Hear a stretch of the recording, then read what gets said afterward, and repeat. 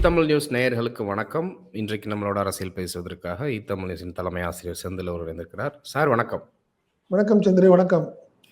வீடியோக்குள்ளே போகிறதுக்கு முன்னாடி நேயர்களுக்கு ஒரு அன்பு வேண்டுகோள், சேனலை மறக்காமல் சப்ஸ்கிரைப் பண்ணிடுங்க. வீடியோவை லைக் பண்ணிவிட்டு உங்கள் கருத்துக்களை மறக்காமல் கமெண்ட் செக்ஷனில் பதிவிட்டுருங்க. சார், செந்தில் பாலாஜி அவர்களுடைய ஜாமீன் ரத்து செய்யப்பட வாய்ப்பு இருக்கிறதுன்னு செய்தி நிறுவனங்கள் தமிழ்நாட்டில் இப்போ செய்திகளை கசிய விடுறாங்க. உச்சநீதிமன்றத்தில் ஒரு வழக்கில் சில கேள்விகள் கேட்கப்பட்டிருக்கிறது நீதிபதிகளால். ஏன் அவ்வளோ அவசரமாக அவருக்கு அமைச்சர் பதவி கொடுத்தீங்கன்னு அதை வச்சு பல்வேறு செய்திகள் வருது. அதை பற்றி உங்கள் கருத்து என்ன சார்? இல்லை, இந்த வழக்கு ஏற்கனவே நம்ம பார்த்தது தான். பழைய அமலாக்கத்துறை வழக்கில் கைது செய்யப்பட்டார். இப்போ ஜூலை 14 2023 கிட்டத்தட்ட கைது செய்யப்பட்டு பார்த்தீங்கன்னா கிட்டத்தட்ட 15 மாதங்களுக்கு அப்புறம் அவர் செப்டம்பர், அதாவது போன வருஷம் 2024 செப்டம்பர் 26 ஜாமீன் கிடைச்சி வெளியே வந்திருக்காரு அமைச்சர் செந்தில் பாலாஜி. அவர் கிட்டத்தட்ட ஜாமீன் கிடைச்சி ஒரு 4-5 நாள்லேயே அமைச்சரானார், பதவி ஏற்கப்பட்டார் அப்படின்னு வைங்களேன். ஒரு விஷயத்துல மட்டும் மீடியாக்கள்ல திடீர்னு அதாவது இந்த வழக்கு என்ன வழக்குன்னா, ஜாமீனை ரத்து செய்யணுங்கிற வழக்கெல்லாம் கிடையாது. இந்த வழக்கு என்ன வழக்கு அப்படின்னு பார்த்தீங்கன்னா, ஒரு தனிநபர் ஒருத்தர் போட்டிருக்காங்க உச்சநீதிமன்றத்தில், உடனடியாக அவர் அமைச்சர் ஆனதுனால எங்களுக்கு அச்சுறுத்தலாக இருக்குது அப்படிங்கிற மீன் பண்ணி ஒரு வழக்கு போடுறாங்க அவங்க. ஏன்னா கேஸில் எங்களால் தொடர்ந்து சாட்சி அளிக்க முடியாது அப்படிங்கிற மாதிரி தான் அந்த வழக்கு போகுது. அந்த வழக்கு அதுதான் இந்த வழக்கு தான் இப்போ மீடியாக்கள் அதை கையில் எடுத்துக்கிட்டு உடனடியாக ஜாமீன் ரத்து செய்ய போடுவாங்க, மீண்டும் சிறையில் அடைக்கப்படுவார் செந்தில் பாலாஜிங்கிற மாதிரி ஒரு குறிப்பிட்ட மீடியாக்கள்ல இந்த மாதிரி செய்திகள் பரப்பப்படுது. அது உண்மை கிடையாது. என்ன காரணம் அப்படின்னு பார்த்தீங்கன்னா, நம்ம விசாரிச்ச வகையில் நம்ம சொல்லக்கூடிய சில தகவல்கள் என்னன்னா, ஜாமீன் ரத்துக்கும் இந்த வழக்குக்கும் சம்மந்தமே இல்லை. ஏன்னா உச்சநீதிமன்றம் அவங்க தான் கொடுத்துருக்குறாங்க.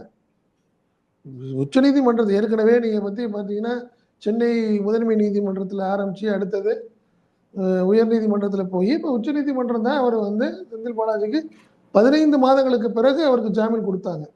ஜாமீன் கொடுத்தப்பே அவங்க தெளிவாக என்ன சொல்லிட்டாங்க, அவர் அமைச்சர் ஆகிறதுக்கு விதிவிலக்கு எந்த பிரச்சனையும் இல்லை அப்படின்னு அவங்க எந்த கண்டிஷனும் போடலை. என்ன மேலும் நல்லா பார்த்தீங்கன்னா, அமைச்சர் செந்தில் பாலாஜி திடீர்னு ஒரு நாள் நம்ம கவர்னர் நீக்கினார், அமைச்சரவையிலிருந்து நீக்கினார் தெரியுங்களா?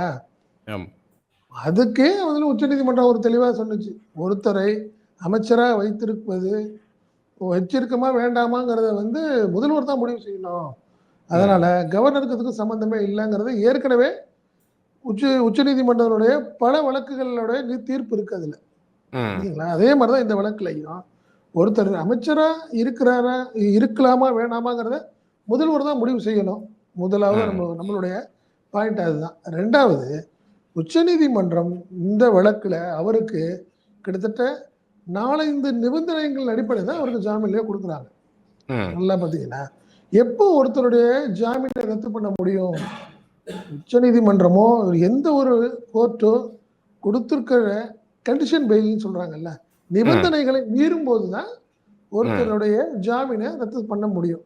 புரியுதுங்களா? அதற்கான எந்த முகாந்திரமும் இல்லை. இதை பத்தி எதுவுமே இந்த கோர்ட்ல எதுவும் பேசவும் இல்லை.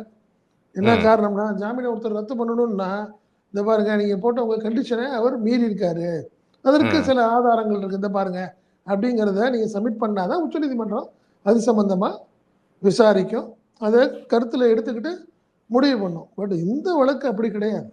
ஜாமீனுக்கு அதுக்கு சம்பந்தமே இல்லை. இவ்வளோ ஏன் அவசரமா அவரை அமைச்சராக்குனீங்க அப்படிங்கிறத அதோடைய கேள்வி. பட் இதுக்கு பதில் சொல்ல வேண்டியது தமிழக அரசு. புரியுதுங்களா? முன்ன அவங்க தமிழக அரசையே கூட கேட்காம என்ன சொல்றாங்க, நீங்க என்ன சொல்றீங்க அப்படின்னு அமைச்சர்கிட்டயே கேட்குறாங்க. இது சம்பந்தமா நீங்க உடனடியாக நீங்க அமைச்சரானதுக்கு நீங்க அதுக்கு என்ன கருத்து சொல்ல விரும்புறீங்கிறது அவங்க கேட்டிருக்கிறாங்க. இதுக்கு என்ன பதில் அமைச்சர் தரப்புல சொல்ல போறாங்கிறதும் நம்மளுக்கு தெரியாது. இது கோர்ட்ல கான்ஃபிடென்ஷியலான விஷயங்கள். பட் அதுக்குள்ளர மீடியாக்கள்ல சில ஒரு தேவையில்லாத வதந்திகள், பட் அதை கிளியர் பண்ணணுங்கிறதுக்காக தான் நம்ம பேசுறோம். அதை பத்தி பேசுறோம்னு வச்சுக்கோங்களேன். நல்லா பார்த்தீங்கன்னா, உச்சநீதிமன்றம் கொடுக்கப்பட்ட ஜாமீன்ல முதலாவது ஒரு 2 நபர் 25 லட்சத்திற்கான ஜாமீன், சொந்த ஜாமீன்ல அவங்களுக்கு உறவினரோ அவருக்கு ரத்த சம்பந்தப்பட்டவங்களோ 2 பேர் ஜாமீன் கொடுக்கணும், கொடுத்தாச்சு. அதுக்கு அடுத்த கட்டமா பார்த்தீங்கன்னா, வாரத்தின் முதல் நாள் மற்றும் இறுதி நாள் திங்கள் மற்றும் வெள்ளி காலையில் 11 மணிலேருந்து 12 மணிக்குள்ள அமலாக்கத்துறை அலுவலகத்தில் கையெழுத்து போடணும், நேரில் ஆஜராகி கையெழுத்து இட வேண்டும். அது ரைட்டு, அதுக்கும் ரெகுலராக போயிட்டுருக்கு. 3வதாக பார்த்தீங்கன்னா வழக்கு விசாரணைக்கு எந்த சின்ன சின்ன காரணங்களுக்காக வழக்கு விசாரணையை ஒத்திவைக்க கோரக்கூடாது அப்படிங்கிறது. சரி, நான் வர முடியாது, எனக்கு வேற ஒரு ஃபங்க்ஷன் இருக்குது அப்படின்னு ஒரு அமைச்சரவை கூட்டம் இருக்குது, கேபினெட் இருக்கும், ஒரு ஃபங்க்ஷன் இருக்கும். இன்னும் சொல்ல போனால் அவர் கோயம்புத்தூருடைய பொறுப்பு அமைச்சராக வேற இருக்கார் அவர். புரிதுங்களா உங்களுக்கு? ஸோ ஒருவேளை கோயம்புத்தூர்ல அன்றைக்கி ஃபங்க்ஷனாக இருக்கலாம், அது திங்கக்கிழமையாக இருக்கலாம், வெள்ளிக்கிழமையாக இருக்கலாம். ஸோ வர முடியாமல் ஒரு சூழ்நிலை வரலாம். பட் இது வரைக்கும் பார்த்தீங்கன்னா போன செப்டம்பர் 26 அவர் ஜாமீன் வந்தார். ஏன்னா முதல்வர் நிகழ்ச்சி கூட கோயம்புத்தூர்ல நடந்தது. அப்போ கூட அமைச்சர் செந்தில் பாலாஜி என்ன பண்ணார், கையெழுத்து போட்டுட்டு அடுத்த நாள் போனார். புரியுதுங்களா? அதே மாதிரி முதல்வரை சந்திக்கக்கூடிய சூழ்நிலை இருந்தால் கூட அவர் கையெழுத்து போட்டுட்டு தான் போய் பார்க்குறாரு, கேபினெட் அட்டன் பண்ணுறாரு. இதுதான் நிபந்தனை அப்படிங்கிறதுல எந்த வகையிலையும் அவர் மீறல் பண்ணலை. இதுதான் ஒரு சூழ்நிலை. இப்படிப்பட்ட ஒரு சூழ்நிலையில் அந்த அமைச்சர் செந்தில் பாலாஜியுடைய வழக்கில் ஜாமீன் எப்படி ரத்து பண்ண முடியும்? ஒன்று, புரியுதுங்களா? இது சம்பந்தமாக அமைச்சரவை அவர் தொடரலாமா இல்லையா அப்படிங்கிறத கோர்ட்டு முடிவு பண்ண முடியாது. கிட்டத்தட்ட நல்லா பார்த்தீங்கன்னா இது முழுக்க முழுக்க முதல்வருடைய அவருடைய முழுக்க கன்கரன்ஸில் நடக்கக்கூடிய ஒரு விஷயம். அப்படிதான் கோர்ட்டும் பார்க்குது. என்ன சொல்லுதுன்னா, நிபந்தனை ஜாமீன் அப்போ அவங்க அந்த தீர்ப்புலேயே ஒரு வார்த்தை சொல்றாங்க. ஏற்கனவே அவருக்கு கொடுக்கப்பட்ட ஜாமீன்லயே ரொம்ப விளக்கமா அந்த தீர்ப்புல நீதிபதிகள் பல விஷயங்களை குறிப்பிட்டிருந்தாங்க. இது போக மற்றவர்களுடைய வழக்குலையும் இது அரசியல் பழிவாங்குவதற்காக பிஎம்எல்ஏ சட்டம் பயன்படுத்தப்படுகிறது.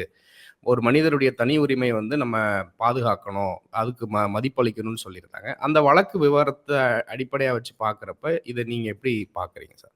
ஆமா, நீங்க இந்த தீர்ப்பிலேயே பார்த்தீங்கன்னா நீதிபதிகள் 2 நீதிபதிகளும் சேர்ந்து ஒரு 3 பாயிண்ட் முக்கியமான பாயிண்ட்டை சொல்றாங்க. நீங்க சொன்ன மாதிரி பிஎம்எல்ஏ கேஸ்ல நீங்க ஜாமீனே கிடையாது அப்படின்னு நீங்க சொன்னீங்கன்னா, பண மோசடி தடுப்பு சட்டத்தின் கீழ், அதாவது பிஎம்எல்ஏ வழக்கு பிரிவு 45(1) ஜாமீன் வழங்குவது தொடர்பான கடுமையான விதிகள் குற்றம் சாட்டப்பட்டவர்களை நீண்ட காலத்திற்கு விசாரணையின்றி சிறையில் அடைப்பதற்கு பயன்படுத்தும் கருவியாக மாற்ற முடியாது அப்படின்னு ஒரு வார்த்தையை சொல்றாங்க. அவங்க என்ன சொல்றாங்கன்னா, நீங்க விசாரணையே இல்லாம ஒருத்தரை ஜெயிலில் வச்சே இருக்க முடியும், இது அவரை பழி வாங்குறதுக்கான ஒரு கருவியா நாங்க பார்க்க முடியாது அப்படின்னு ஒரு வார்த்தையை அவங்க சொல்றாங்க. அது ஒன்று. அடுத்தது பார்த்தீங்கன்னா, அந்த வழக்கில் கிட்டத்தட்ட 2000 பேர் குற்றம் சாட்டப்பட்டிருக்கிறாங்க. 550 பேர் அரசு தரப்பு சாட்சிகளாக சேர்க்கப்பட்டிருக்காங்க இந்த வழக்கு குற்றப்பத்திரிகையில். இது யாரு, நீங்கள் ஈடியோடைய சார்ஜ் ஷீட்டில் அவங்க அந்த விவரத்தை சொல்கிறாங்க.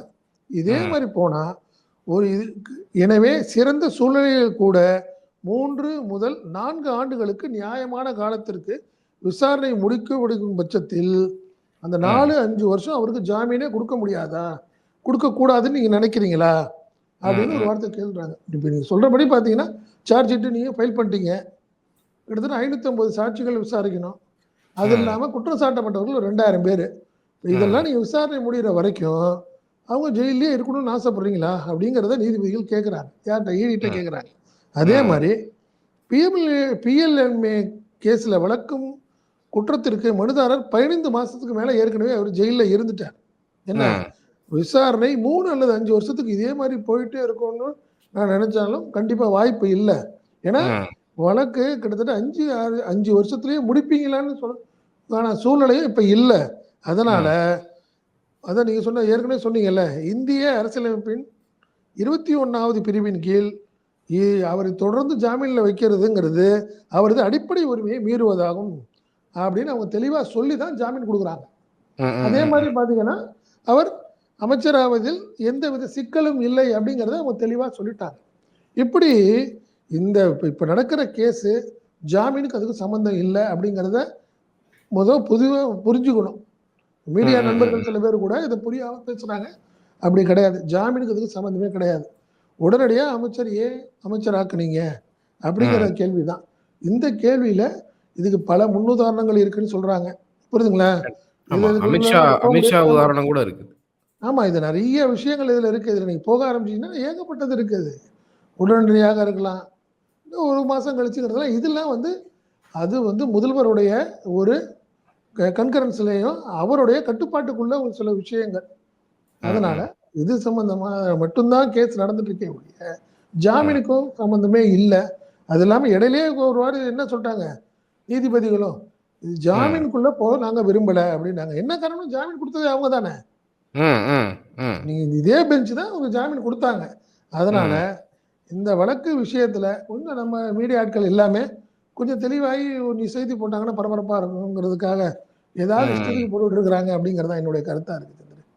கண்டிப்பா சார். இப்ப இந்த வழக்கு அவருடைய அமைச்சர் பதவிய ரத்து செய்யணும், இல்ல ஜாமீன ரத்து செய்யணுன்ற அடிப்படையில வழக்கு திருப்பி தொடர்ந்த ஆட்களா இருக்கட்டும், இல்ல இப்ப அமைச்சர் வந்து செந்தில் பாலாஜி அவர்கள் குறிவைக்கப்படுவதா இருக்கும், பின்னணி காரணமாக என்ன இருக்குன்னு நினைக்கிறீங்க? இல்ல ஏற்கனவே பாராளுமன்ற தேர்தல் அப்போ அவருக்கு எது குறி வச்சு தானே அவர் உள்ள வந்து அவர் இருக்கக்கூடாதுன்னு நினைச்சவங்களே இப்ப தொடர்ந்து அவர் டிஸ்டர்ப் பண்ணணும்னு நினைக்கிறதுக்கு வாய்ப்பு அதிகம். அப்படிதான் நான் நினைக்கிறேன் சந்திரு. காரணம் என்னன்னா, நீங்க சாதாரண சென்னையில இருந்தவங்க, கரூர்ல இருக்கிறவங்க, ஊர்ல இருக்கிறவங்க, நீங்க டெல்லியில போய் உச்சநீதிமன்றம் வரைக்கும் வழக்கு தொடர்ற அளவுக்கு அவங்க செல்வாக்கு பெற்றவர்களாகவும், என்ன ம். வசதி படைத்தவர்களா இருக்கிறதுக்கு ஒரு பெரிய பின்னணி இருக்கிறதுக்கு வாய்ப்பு இருக்கு. என்ன? ம், ம், ம். பட் அத ம். பொறுத்தவரைக்கும் நம்ம பெருசா நம்ம அத வந்து ஓ நூக் அண்ட் கார்னர் பார்க்கணுங்கிற அவசியம் இல்ல.